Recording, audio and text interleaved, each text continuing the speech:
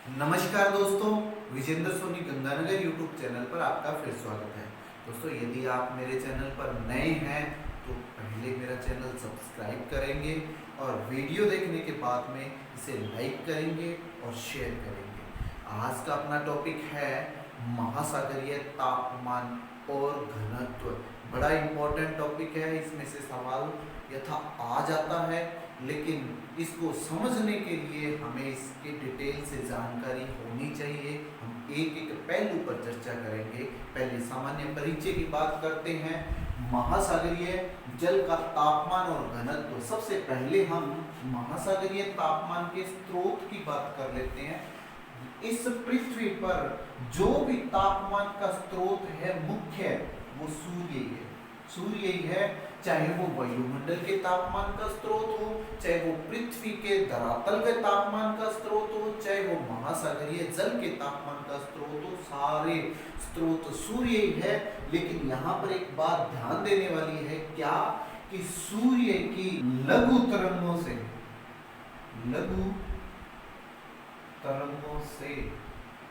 महासागरीय जल को तापमान मिलता है। लघु तरंगे कौन सी हुई कि सूर्य से आने वाली जो तरंगे होती है वो लघु तरंग कहलाती है, और धरातल पर या वायुमंडल में प्रकीर्णन, अपवर्तन या परावर्तन के बाद जो वापस जाती है या अपवर्तन प्रकीर्णन हो जाए तो वो क्या कहलाती है? दीर्घ तरंग कहलाती है। वापस जाती हुई तरंगे दीर्घ तरंगे और सूर्य से सीधा आती हुई तरंगे लघु तरंगे। तो महासागरीय जल सूर्य की लघु तरंगों द्वारा ताप ग्रहण करता है। क्लियर है? अब बात करते हैं कि सागरीय सतह का जो दैनिक तापांतर होता है वो क्या चीज है। देखिए, एक दिन की अवधि में उच्चतम और न्यूनतम तापमान का जो अंतर है वो दैनिक तापांतर कहलाता है। क्लियर है? अब दैनिक तापांतर की बात करें, बहुत बार रिपीट हुआ ये सवाल, 1 डिग्री सेंटीग्रेड होता है। महासागरीय सतह का जो दैनिक तापांतर है वो 1 डिग्री सेंटीग्रेड होता है। इसके बाद कि महासागरीय सतह का उच्चतम जो ताप होता है वो किस समय नोट किया जाता है, तो वो 2 PM नोट किया जाता है। 2 PM नोट किया जाता है, मतलब कि साय 2 बजे। और यदि न्यूनतम तापमान की बात करें तो वो 5 AM, मतलब प्रातः 5 बजे ये नोट किया जाता है। उच्चतम और न्यूनतम तापमान की बात करें। अब यदि हम अक्षांशीय आधार पर पृथ्वी को बांटें तो हम एक गोलार्ध को मैं बांट के बता रहा हूं यहाँ पर, एक गोलार्ध को, कि ये भूमध्य रेखा है, ये 30 डिग्री, ये 60 डिग्री और ये 90 डिग्री। तो ये कौन से अक्षांश कहलाएंगे? निम्न अक्षांश। ये मध्य अक्षांश और ये वाले उच्च अक्षांश। उच्च अक्षांश कौन से? 60 से 90 वाले, मध्य अक्षांश 30 से 60 वाले और निम्न अक्षांश 0 से 30 डिग्री वाले कहलाएंगे। अब इनमें देखें, यदि निम्न अक्षांशों में दैनिक तापांतर देखें, इनमें दैनिक तापांतर देखें, तो आप भी सोच सकते हैं कि इसमें सूर्य की किरणें सर्वाधिक प्राप्त होंगी, और यदि सर्वाधिक प्राप्त होती है तो दिन में जो तापांतर की स्थिति होती है वो ज्यादा मिलेगी, मतलब दिन में ताप ज्यादा मिलेगा, और रात्रि के समय ताप जो पार्थिव विकिरण के रूप में निकल रहा है वो ज्यादा निकलेगा। तो दिन का उच्चतम और न्यूनतम तापमान यहाँ पर अपेक्षाकृत क्या होगा? ज्यादा होगा। इसका मतलब तापांतर ज्यादा। एक तो ये बात है। यदि हम उच्च अक्षांशों में देखें तो यहाँ पर तापांतर कम होगा, क्योंकि सूर्य की किरणें यहाँ पर आती ही बड़ी तिरछी है और संभवतः 6 महीने तो आती ही नहीं है। तो ये तापांतर यहाँ पर क्या होगा? कम होगा। निम्न अक्षांशों में तापांतर ज्यादा है, उच्च अक्षांशों में तापांतर कम है। लेकिन सागर में देखें तो जो निम्न अक्षांशों में जो तापांतर जाता है उसकी रेंज क्या रहती है 0.30 डिग्री सेंटीग्रेड ये रहता है। यदि उच्च अक्षांशों में तापांतर की बात करें तो ये 0.20 से लेकर के और 0.30 डिग्री सेंटीग्रेड तक रहता है। क्लियर है? इसका मतलब कम तो है लेकिन रेंज कितनी है 0.20 से 0.30 डिग्री सेंटीग्रेड, और यदि निम्न अक्षांशों में देखें तो ये कितनी है 0.30 डिग्री सेंटीग्रेड है। क्लियर है? अब बात करते हैं कि यदि मेघ रहित तो मौसम में तापांतर का जिक्र किया जाए कि मेघ रहित तो मौसम में तापांतर कैसा होगा, हम खुद ही अंदाजा लगा करके देख रहे हैं क्या कि यदि मेघ होंगे तो सूर्य की किरणें धरातल तक नहीं पहुंचेगी, यदि मेघ नहीं होंगे तो सूर्य की किरणें धरातल तक पहुंचेगी, धरातल तक पहुंचेगी तो ही वो तापमान ग्रहण करेगा। मतलब महासागरीय सतह तक की कब पहुंच रही है, जब मेघ नहीं होंगे तो पहुंच रही है। इसका मतलब मेघ होंगे तो तापांतर कैसा मिलेगा, हमें ज्यादा ताप हो नहीं पाएगा, इसका मतलब तापांतर वहां कम होगा। कब? जब मेघ है तो तापांतर कम है। ऐसी सेम स्थिति कब रहती है, जब वायु प्रवाह हो रहा हो। स्थिर वायु में ऐसा नहीं होता है, प्रवाहित वायु हो तो उसमें क्या रहता है, तापांतर कम रहता है। इसका मतलब दो चीजें यहां निकल करके आ गई कि यदि मेघ रहित हो तथा स्थिर वायु हो तापांतर ज्यादा रहेगा, यदि मेघ सहित हो मतलब मेघाच्छादन हो और वायु क्या हो, गतिशील हो तो तापांतर न्यून रहेगा। ये स्थिति मैंने यहाँ पर नोट की है। अब बात करते हैं सागर सतह से नीचे यदि घनत्व अधिक है, देखिए तापमान और घनत्व का सीधा संबंध रहता है।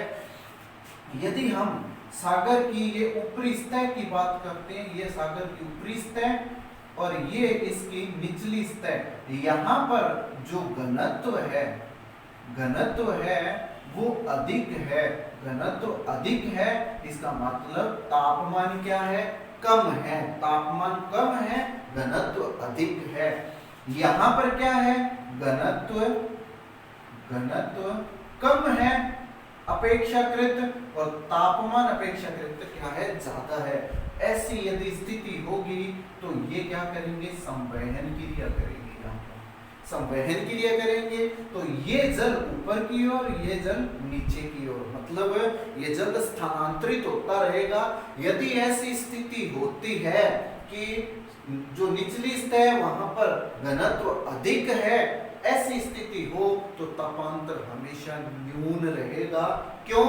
क्योंकि ये संवहनीय गति के कारण उसको संतुलित कर देता है, उस सतह का तापमान ज्यादा बढ़ नहीं पाता है। इसके बाद बात करें कि एक जो वर्ष है उसका तापांतर कैसे निकाला जाता है, तो एक वर्ष में उच्चतम और न्यूनतम तापमान जो होता है उसका अंतर क्या कहलाता है, वार्षिक तापांतर कहलाता है। मैं एक वर्ष में उच्चतम और न्यूनतम की बात कर रहा हूं। अब उच्चतम तापमान एक वर्ष में होता कब है, महासागरों में ये अगस्त में होगा। ध्यान रखना, स्थलीय भाग पर जो उच्चतम तापमान होता है वो जुलाई में माना जाता है, महासागरीय भाग में उच्चतम तापमान अगस्त में माना जाता है। यदि महासागरीय भाग में हम न्यूनतम तापमान की बात करें तो वो फरवरी में होगा, और यदि स्थलीय भाग की बात करें तो वो जनवरी में होता है। क्या? न्यूनतम तापमान। अब ये उच्चतम और न्यूनतम का अंतर यहाँ पर क्या कहलाएगा, वार्षिक तापांतर कहलाएगा। क्लियर है? अब नेक्स्ट बात करते हैं कि आकार का महासागरों पर क्या प्रभाव पड़ता है। ध्यान से सुनना इस बात को कि प्रशांत महासागर का जो तापांतर है वो अंध महासागर के तापांतर की अपेक्षा कम है। इसका मतलब जिसका आकार बड़ा है उसका तापांतर कम रहेगा, जिसका आकार कम है उसका तापांतर ज्यादा रहेगा। क्लियर है? तो ये आकार का भी प्रभाव पड़ता है किस पर, महासागरीय तापमान पर। अब बात करते हैं कि औसत वार्षिक तापमान, जो महासागरों का औसत वार्षिक तापांतर रहता है वो 10 डिग्री फ़ारेनहाइट, 10 डिग्री फ़ारेनहाइट रहता है, फ़ारेनहाइट। क्लियर है? तो ये था महासागरीय तापमान का सामान्य परिचय।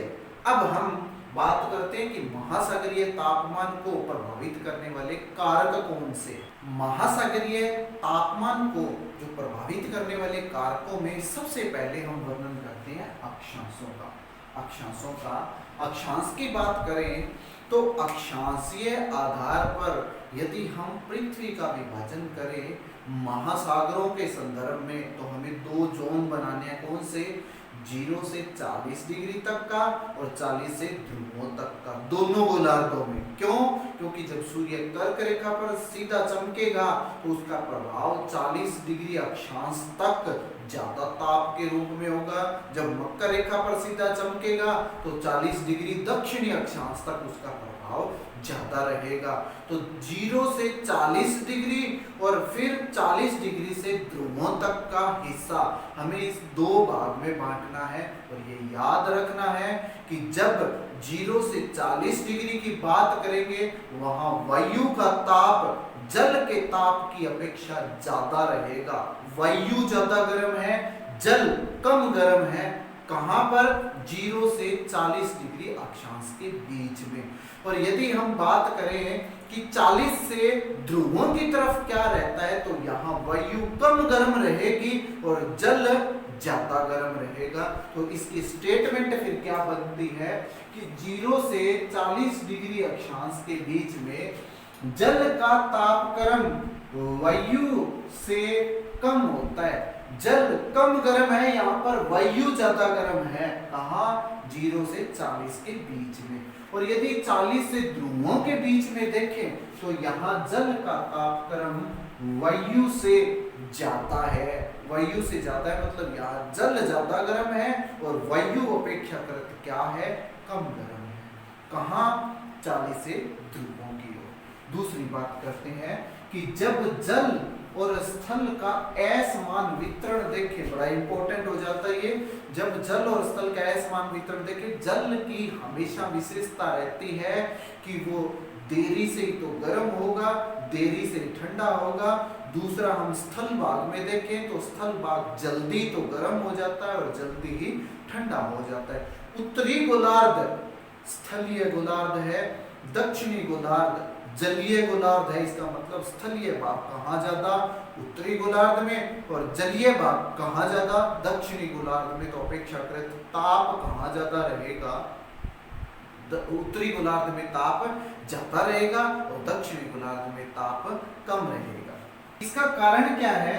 इसका कारण ये है कि स्थल भाग मतलब उत्तरी गोलार्ध स्थल भाग से ज्यादा घिरा हुआ है तो वहां जो महासागरों का ताप है वो ज्यादा रहेगा। और दक्षिणी गोलार्ध में जल भाग ज्यादा है तो वहां महासागरों का ताप कम रहेगा क्योंकि महासागरों में तापांतर कम होता है। अब बात करें कि जो दक्षिणी गोलार्ध है, दक्षिणी गोलार्ध में ये पूछा हुआ सवाल है जो बता रहा हूं। दक्षिणी गोलार्ध में जो समताप रेखाएं हैं महासागरों की, समताप रेखाएं वो अक्षांशों का अनुसरण करती है। ये बहुत बार पूछा हुआ है, अक्षांशों का अनुसरण करती है। इसका कारण क्या है कि दक्षिणी गोलार्ध में स्थलीय भाग कम है। इसका मतलब कि अक्षांशों के अनुसार समताप रेखाएं भी बनेगी। क्लियर है? और उत्तरी गोलार्ध में ये अक्षांशों का अनुसरण क्यों नहीं करती? क्योंकि उत्तरी गोलार्ध में स्थल भाग, जल भाग, फिर स्थल भाग, जल भाग, ऐसे मतलब इसमें यूं ऐसे वक्राकार रूप में समताप रेखाएं मिलेगी। लेकिन दक्षिणी गोलार्ध में ऐसा नहीं होता, वो अक्षांशों का अनुसरण करती है। अब बात करें कि भूमध्य रेखा पर यदि तापमान देखें, औसत तापमान महासागरों का वो 80 डिग्री फ़ारेनहाइट है जो 26.6 डिग्री सेंटीग्रेड होता है। देखिए सेंटीग्रेड और सेल्सियस एक ही बात है, सेंटीग्रेड और सेल्सियस में अंतर नहीं है। ठीक है, सेल्सियस पुराने जमाने में चलता था, वर्तमान में उसको सेंटीग्रेड कहते हैं।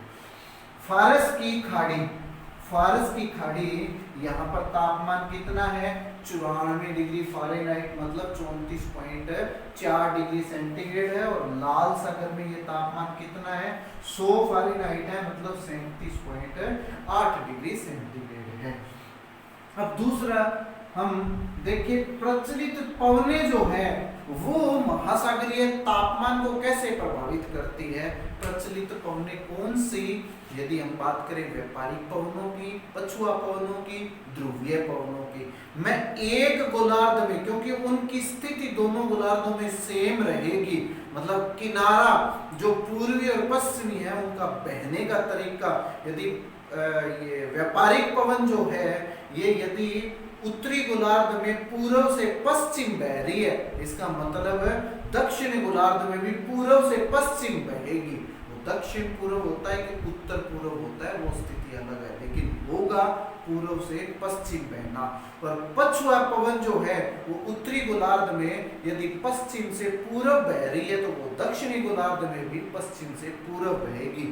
इससे किनारों पर, महासागरीय किनारों पर क्या प्रभाव पड़ता है, मैं एक ही गोलार्ध से ये समझा सकता हूँ। देखिए कैसे, मैंने ये एक महासागर बनाया है, इसमें ध्रुवीय, पछुआ और व्यापारिक पवने, तीन पवने क्रमशः ध्रुवों से विषुवत रेखा की ओर कहें या इस तरफ से व्यापारिक, पछुआ और ध्रुवीय कहें तो विषुवत रेखा से ध्रुवों की ओर वितरण बताया है। अब इसमें महासागर का मैंने ये हिस्सा पूर्वी बताया, ये पूर्वी हिस्सा है और ये वाला हिस्सा पश्चिमी हिस्सा है।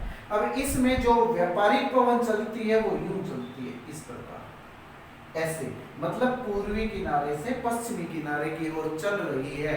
अब ये ध्यान रखना, जहां से ये पवनें चल रही है वहां सतह का जल ये आगे स्थानांतरित कर देगी और उस सतह के जल की जगह लेने के लिए जो नीचे सागर में जल है वो ऊपर की ओर आएगा, मतलब कि ये ऊपर का जल स्थानांतरित हो गया और नीचे का जल ऊपर की ओर आ गया। और नीचे का जल हमेशा ठंडा होता है और सतह का जल जो होता है वो गर्म होता है, तो सतह का जल आगे की ओर स्थानांतरित हो गया और जो ठंडा जल है वो ऊपर आ गया। अब इस स्थिति को समझते हुए यहाँ ध्यान दें क्या कि जो व्यापारिक पवने हैं यहाँ का जल इस तरफ आ गया, मतलब पूर्व दिशा वाला जल पश्चिम दिशा में आ गया, किसके, महासागरों के।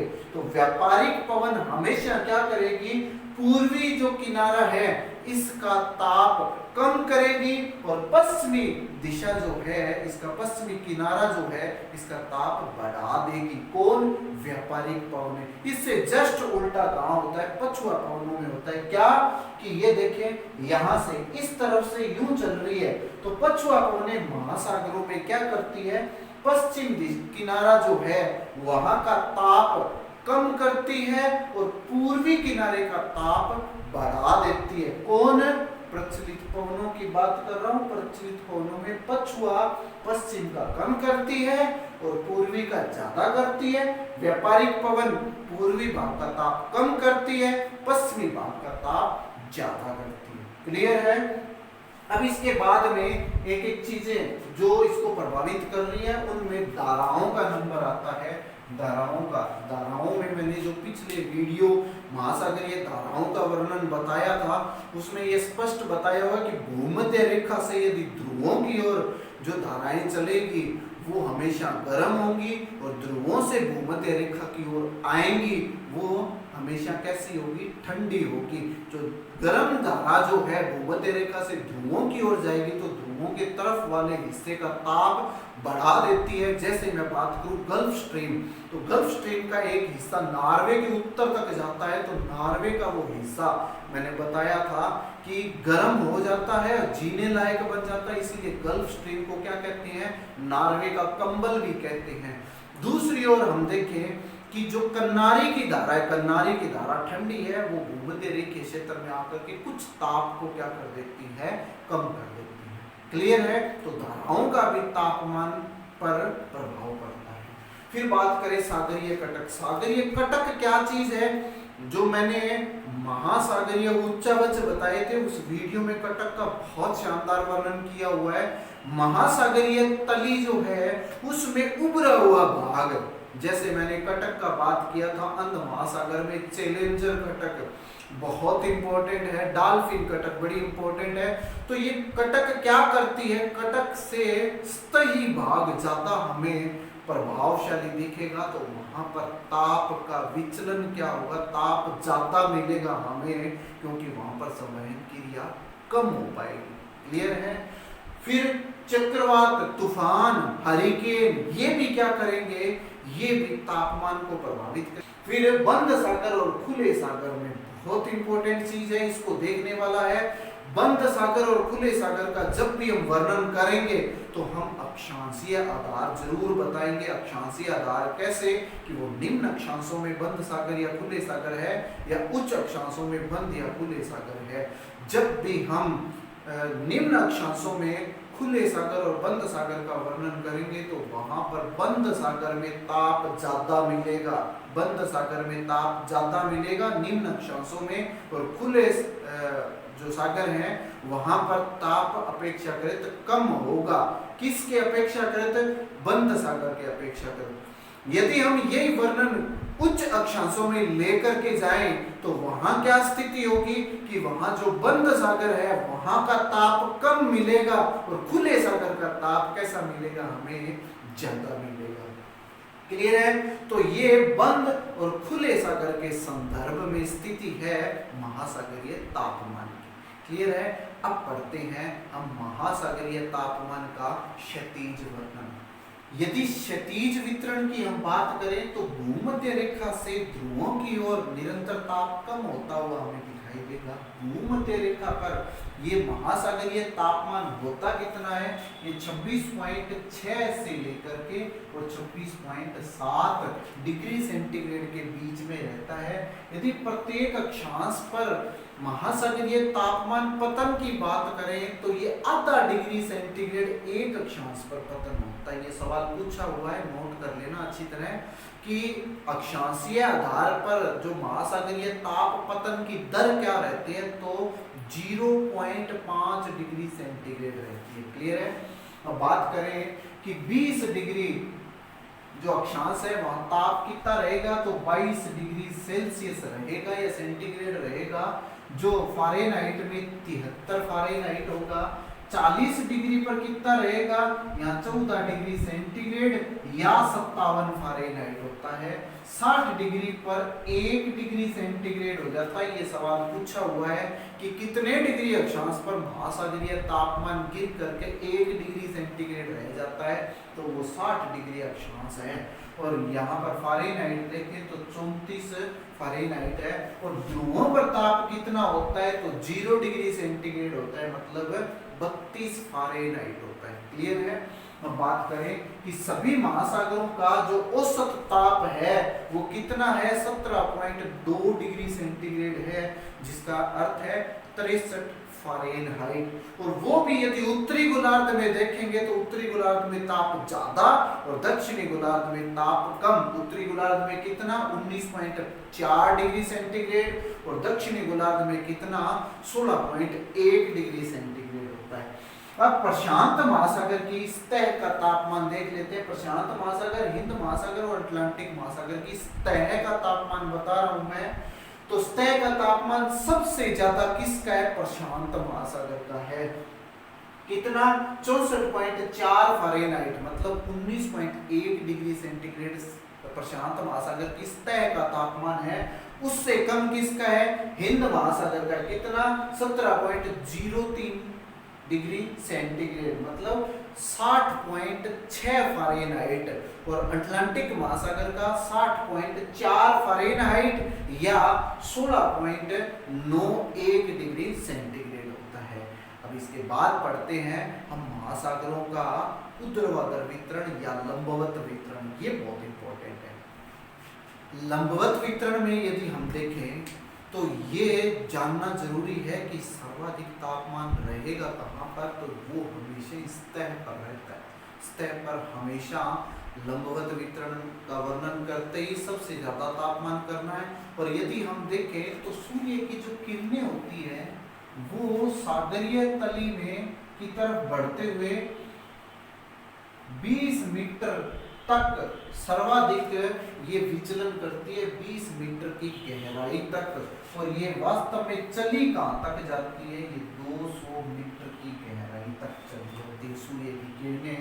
लेकिन तापमान का परिवर्तन कहां तक करेगी, 20 मीटर की गहराई तक करेगी। क्लियर है। अब बात करें कि यदि हम इस आधार पर देखें तो वार्षिक और दैनिक तापांतर कितनी गहराई तक होगा, तो 100 फेदम के बाद में वार्षिक तापांतर नहीं मिलेगा। और यदि हम दैनिक तापांतर की बात करें तो 5 फेदम की गहराई तक वार्षिक तापांतर नहीं मिलेगा, उससे ऊपर मिलेगा हमें, मतलब 20 मीटर की गहराई तक ही दैनिक तापांतर मिलता है। अब 2000 मीटर की गहराई के बाद ये सवाल सारे के सारे पूछे हुए हैं, कंडीशनल सवाल है, सारे ही रिपीट होते हैं। 2000 मीटर की गहराई तक ताप परिवर्तन होता है, उसके बाद में ताप परिवर्तन नगण्य हो जाता है। क्लियर है। अब भूमध्य रेखा पर यदि ये ताप परिवर्तन की दर देखें तो भूमध्य रेखा पर मैंने ताप कितना बताया था, 26.7 डिग्री सेंटीग्रेड होता है, 26.7 डिग्री सेंटीग्रेड होता है। ध्रुवों पर कितना होता है, 0 डिग्री सेंटीग्रेड होता है। यदि हम इसको 2000 मीटर की गहराई तक लेकर के जाएंगे तो यहाँ लगभग तापमान कितना हो जाएगा, 1.8 डिग्री सेंटीग्रेड, और यहाँ पर भी 1.8 डिग्री सेंटीग्रेड। तो यहाँ पर जो पतन की दर है वो जाता है कहाँ पर, विषुवत रेखा पर। विषुवत रेखा या भूमध्य रेखा पर पतन की दर क्या है, ज्यादा है, और यहाँ ध्रुवों पर ये पतन की दर कम है। और ध्रुवों पर जो स्थिति बनती है वो कौन सी बनती है, वो विपरीत, मतलब तापमान की प्रतिकूलता की स्थिति बनेगी यहाँ पर। ठीक है।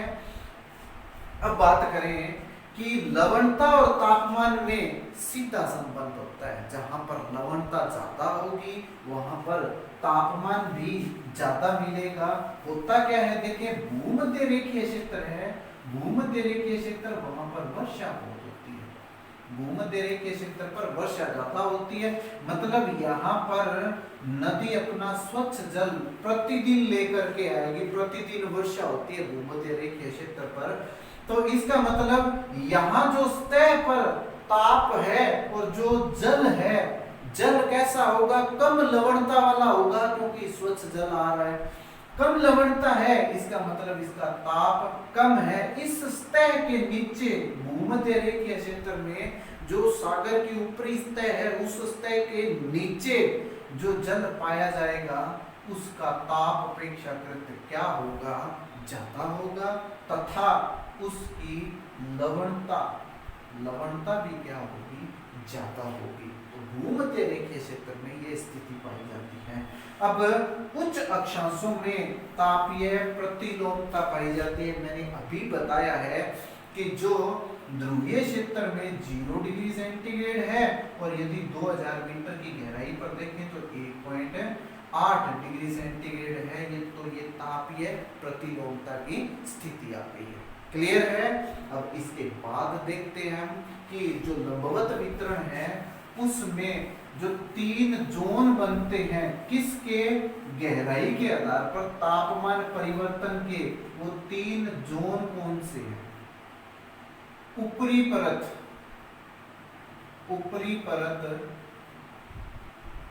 इसकी गहराई 0 से 500 मीटर की होती है, 0 से 500 मीटर। इसमें यदि तापमान देखें तो 20 डिग्री सेंटीग्रेड से 25 डिग्री सेंटीग्रेड के बीच में ताप मिलता है। और यदि हम इसकी स्थिति देखें तो यहाँ पर उष्ण कटिबंधीय जो सागर होंगे, उष्ण कटिबंधीय सागर, वहां पर ये वर्ष पर्यंत स्थिति रहेगी, वर्ष पर्यंत स्थिति रहती है। और यदि हम मध्य अक्षांशों में देखें तो ये केवल स्थिति कहाँ मिलती है? ग्रीष्म काल में ही मिलती है। क्लियर है? अब इसमें यदि हम घनत्व देखेंगे तो घनत्व हमें कम मिलेगा। किसमें? ऊपरी परत की स्थिति है। दूसरी परत कौन सी है? जिसको हम थर्मोक्लाइन कहते हैं। बहुत बार पूछा जाता है ये सवाल। थर्मोक्लाइन की जो गहराई है वो 300 मीटर से लेकर के और 1000 मीटर की गहराई तक है। 300 से 1000 मीटर की गहराई तक है। यहाँ जो तापमान है, तापमान तीव्र गति से परिवर्तन होता है। तीव्र गति से परिवर्तन होगा, और तीव्र गति से परिवर्तन होगा कैसे? ताप पतन होगा। ताप पतन होगा, गहराई की तरफ ताप पतन होगा, तीव्र गति से परिवर्तन होता है 300 से 1000 मीटर की गहराई पर। और तीसरी जो परत है उसको कहते हैं निचली परत। निचली परत ये सबसे ठंडी परत होती है। सबसे ठंडी परत होती है, 1000 मीटर के बाद की गहराई है, और इसका जो घनत्व होता है, घनत्व वो ज्यादा होता है। ज्यादा घनत्व की ठंडी परत कौन सी है? निचली परत है। क्लियर है? अब इसके बाद हम देखते हैं महासागरीय जो जल का घनत्व है उसका रूप क्या है। महासागरीय घनत्व। महासागरीय जल का घनत्व की बात करें, घनत्व होता क्या है? प्रति इकाई आयतन में द्रव्यमान की मात्रा क्या कहलाती है? घनत्व कहलाती है। और इसकी यूनिट देखें तो क्या होती है? ग्राम प्रति सेंटीमीटर क्यूब। ग्राम प्रति सेंटीमीटर क्यूब इसकी यूनिट है।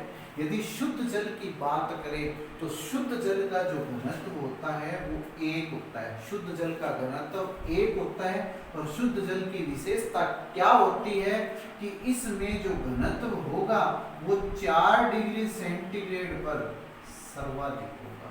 4 डिग्री सेंटीग्रेड पर घनत्व सर्वाधिक होगा। आयतन सबसे कम होगा। इसका आयतन सबसे कम होगा, 4 डिग्री सेंटीग्रेड की बात कर रहा हूं। अब सागरीय जल का जो घनत्व होता है वो कितना होता है? 1.0278 घनत्व होता है। और इसकी यूनिट लगाते तो ग्राम प्रति सेंटीमीटर क्यूब, ये इसका घनत्व है। अब ये जो साधारण जल है उससे 2 से 3% अधिक होता है। ये सवाल पूछा हुआ है, ध्यान में रखना है इसको। 2 से 3% अधिक होता है। और यदि हम इसके घनत्व की बात करें सागरीय जल की, सागरीय जल का घनत्व सर्वाधिक कितने तापमान पर होता है? तो वो माइनस के 1.3 डिग्री सेंटीग्रेड तापमान पर होता है। क्लियर है? फिर बात करते हैं तापीय प्रसार क्या चीज है।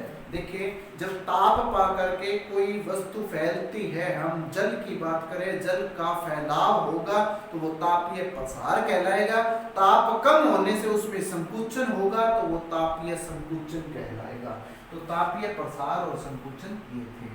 लवणता और घनत्व में सीधा संबंध होता है। बहुत इंपॉर्टेंट चीज है, लवणता और घनत्व में सीधा संबंध। कैसे? हम इसको उष्णकटिबंधीय जो महासागर है उनके उदाहरण के रूप में पढ़ते हैं कि वहां पर वाष्पीकरण क्या होगा? ज्यादा होगा। वाष्पीकरण ज्यादा होगा क्योंकि ताप ज्यादा है, वाष्पीकरण ज्यादा है। इसका मतलब सतह का जो ताप है, सतह पर जो ताप से क्रिया होगी वो क्या होगी कि लवणता को बढ़ा देगी। लवणता को बढ़ा देगी, इसका मतलब वहां पर सतह का घनत्व कैसा हुआ? उच्च होगा। और सतह के नीचे का घनत्व कम होगा अपेक्षाकृत। कहां पर? उष्णकटिबंधीय जो सागर है, स्पेशली कहां पर? कर्क रेखा और मकर रेखा के नजदीक वाला एरिया। फिर बात करते हैं पाइक्नोलाइन। बहुत इंपॉर्टेंट चीज है। देखिए, 3 चीजें मैंने आपको पिछली 2 वीडियो में बता दी। एक तो हेलोक्लाइन, हेलोक्लाइन, थर्मोक्लाइन, थर्मोक्लाइन, और एक है पाइक्नोक्लाइन। पाइक्नोक्लाइन। पाइक्नोक्लाइन का संबंध किससे है? घनत्व से है। थर्मोक्लाइन का संबंध तापमान से है और हेलोक्लाइन का संबंध लवणता से है। लवणता से। ये मिलान करने में सवाल आता है, बोलना नहीं है, इसको याद रखना है। अब पाइक्नोलाइन क्या चीज है देखें। पाइक्नोलाइन क्या है कि 300 से 1000 मीटर, सेम, तीनों की गहराई सेम ही है। हेलोक्लाइन की भी यही है, थर्मोक्लाइन की भी यही है, पाइक्नोक्लाइन की भी यही है। 300 से 1000 मीटर, 1000 मीटर की गहराई पर जो घनत्व है वो तीव्रता से परिवर्तित होता है। इसको क्या कहते हैं? पाइक्नोक्लाइन कहते हैं। पाइक्नोक्लाइन, इसकी विशेषता क्या है कि समस्त महासागरों का 18% आयतन कहें तो किस परत में पाया जाता है? पाइक्नोक्लाइन में पाया जाता है। यहाँ पर उच्च गुरुत्वाकर्षण की स्थिति होती है और यदि हम ध्रुवीय क्षेत्रों में देखें तो वहां पर पाइक्नोक्लाइन और थर्मोक्लाइन परत नहीं होती है, वहां पर ये अदृश्य होती है। ध्रुवीय क्षेत्र में हमें केवल क्या मिलेगी? हेलोक्लाइन परत मिलेगी। हेलोक्लाइन, थर्मोक्लाइन और पाइक्नोक्लाइन, इन तीनों की गहराई 300 से 1000 मीटर के बीच में होती है। क्लियर है? तो ये था हमारा आज का वीडियो जिसमें हमने महासागरीय तापमान और घनत्व का अध्ययन किया है। लवणता मैं पहले करवा चुका हूं। आगामी जो वीडियो आएगा उसमें तापमान, लवणता और घनत्व से संबंधित इंपॉर्टेंट सवाल पूछे जाएंगे, केवल सवाल। उम्मीद है आज का वीडियो मेरा पसंद आया होगा। यदि पसंद आया है तो इसे ज्यादा से ज्यादा लोगों तक शेयर करें। धन्यवाद।